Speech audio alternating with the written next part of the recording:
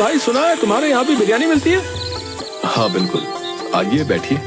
यहाँ आपको अच्छा खाना और अच्छी सेवा मिलेगी। ये सुनकर अच्छा लगा। उस अर्जुन के व्यवहार से तो हम तंग आ चुके भैया।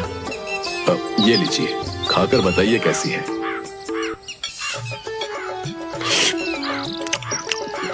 अरे ये तो सेम वैसी ही बिरयानी है। तुमने तो बिना रेसिपी के कमाल कर दिया गौरव। है गौरव की दुकान पर धीरे धीरे ग्राहक आने लगे और वो भी अपने पिता की रेसिपी के बिना ही बिरयानी का स्वाद अच्छा बनाने में सफल हो गया। आप सब आराम से बैठिए और किसी को कोई दिक्कत हो तो मुझे बताइए। गौरव भाई, तुमने आज राम प्रसाद चाचा की याद दिला दी, बता रहा हूँ। वो भी अपने ग्राहकों का ऐसे ही ख्याल रखते थे और तुम्हारी बिरयानी तो फिर है ही स्वादिष्ट है। हाँ गौरव, तुम ही राम प्रसाद जी के असली बेटे हो। उनके सारे गुण तुम में हैं। गौरव ने मुस्कुराकर ग्राहकों का धन्यवाद दिया। उसकी दुकान पर अब भीड़ बढ़ने लगी और ग्राहकों की संख्या में लगातार इजाफा होने लगा। धन्यवाद भाई, ये सब आपके प्यार और समर्थन की वजह से ही संभव हो पाया है। नहीं गौरव भैया, ये तुम्हारी मेहनत और अच्छे व्यवहार का फल है, बता रहा हूँ। इस बीच अर्जुन की दुकान पर ग्राहकों की संख्या कम होती चली गई। अरे तुम सब खुद को समझते क्या हैं? अरे मुझे कोई फर्क नहीं पड़ता कि तुम मेरी दुकान पर आओ या ना आओ। चलो भागो यहाँ से। अरे अर्जुन, हम यहाँ बिरयानी खाने आए हैं, गालियाँ सुनने नहीं। अरे मुझे तुम्हारी कोई परवाह नहीं है। चलो जाओ, जहाँ जाना है तुम्हें।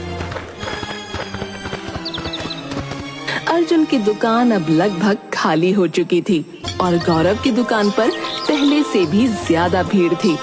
ग्राहक अब समझ चुके थे कि राम प्रसाद के असली गुण और उनकी विरासत गौरव में ही थी। पर तभी अर्जुन गौरव से लड़ने पहुंच गया। गौरव, तुमने मेरी रेसिपी चुरा ली है और मेरे ग्राहकों को अपनी तरफ खींच लिया है। ये सब तुम्हारी चाल है। अर्जुन, मैंने तुम्हारी रेसिपी नहीं चुराई। मैंने कभी पिताजी की रेसिपी देखी तक नहीं। लेकिन एक बात बताऊं, जिस लॉकर में ये रेसिपी रखी थी उसी में एक और लेटर भी रखा था, पर शायद तुमने उसे पढ़ना जरूरी नहीं समझा। लेटर? कैसा लेटर? क्या है उस लेटर में? मुझे उम्मीद है कि तुम लोगों को ये खास बिरयानी की रेसिपी मिल गई होगी, पर सच्चाई ये है कि इस बिरयानी की रेसिपी में कुछ भी खास नहीं है। ये हर दूसरी आम बिरयानी जैसी ही है। लेकिन खास पता है क्या है? खास हमारा प्यार है, खास हमारी एकता है और हमारा दूसरों के प्रति व्यवहार है। इसलिए तुम दोनों भाई हमेशा मिलजुल कर रहना और दूसरों के साथ प्यार से पेश आना। भगवान ने चाहा तो तुम मुझसे भी ज्यादा तरक्की करोगे। गौरव लेटर पढ़ते पढ़ते रोने लगा था। उसको सुनकर अर्जुन की आंखों में भी आंसू आ गए थे। गौरव सही कह रहा है।